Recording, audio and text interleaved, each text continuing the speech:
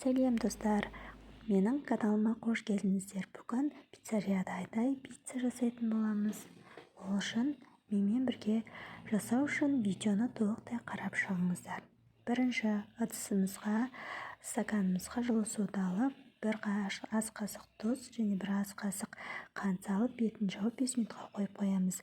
Сосын ұнға осы стаканымызды құйып және бір кесе майымызды салып, жайлап араластырамыз. Және де бір ас қасық, жарты ас қасық тұз саламыз. Араластырып, бетін жауып қоямыз. Видеода көріп тұрғандағыңыздай.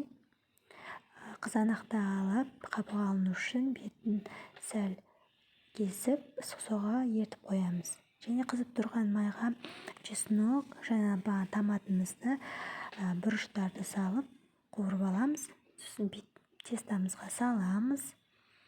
Және бетіне сыр, колбаса салып пісіреміз.